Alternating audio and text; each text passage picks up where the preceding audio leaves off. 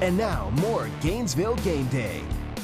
Going forward, the Gators are really going to have to throw the ball a little bit more, especially now as they're sort of in the SEC race somehow, some way. How important will it be today to get Harris comfortable throwing the ball? Are they going to have to throw the ball? I mean, Georgia knew that they were going to run the ball, and they kept doing it. You look at Vanderbilt's defense, they've given up 200 yards or more rushing in 3 of the last 4 conference games that they've played in. So I look for Florida to go out, try to do much of the same.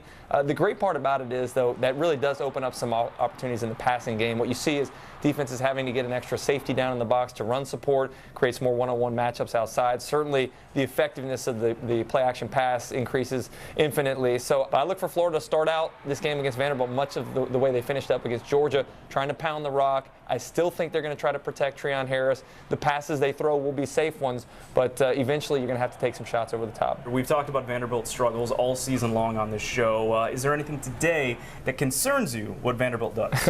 You look at their statistics in the conference, they're last in scoring offense, last in rushing offense, last in total offense, 12th in passing offense. So the statistics wouldn't lead you to believe there's much to be afraid of. Let's go more in depth on what to expect around the SEC this week with Around the Southeast. Around the Southeast, sponsored by Quality Plumbing. One player to keep an eye on this week is Georgia quarterback Hudson Mason. He put some pretty good stats together against the Gators a week ago, but had way too many drives stall out without getting points. Kentucky's offense is capable of scoring points, and expect the Bulldogs to have to score to keep up with Kentucky. One team to watch this week is LSU. Since winning inside the Swamp, the team has found a lot of momentum and allowed its fellow SEC West foes to beat up on each other.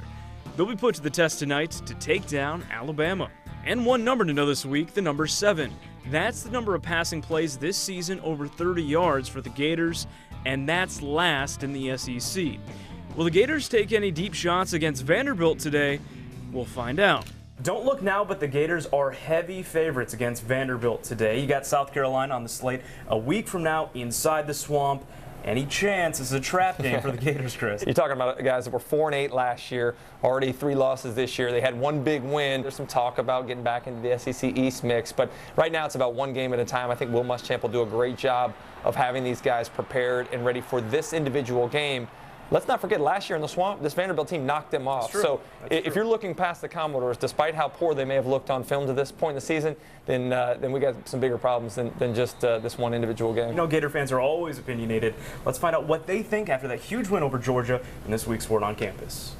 The Word on Campus, sponsored by Blue Highway, a pizzeria. But having beaten the Bulldogs now, the Gators are poised for much bigger opportunities and goals this season than originally expected. We wanted to talk to Gator fans to see how they're reevaluating their team. Basically had no hope as of last week, but this win has given me hope for the rest of the season. Like, we could actually have a winning season, which would be super awesome. I'm expecting us to beat Vanderbilt and South Carolina and Eastern, or whoever the last team we played.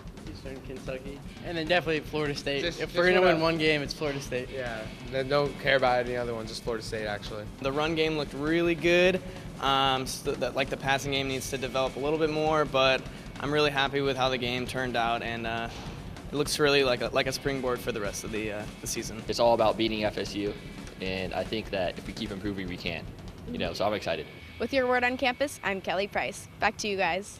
Thanks, Kelly. More Gainesville Game Day after this.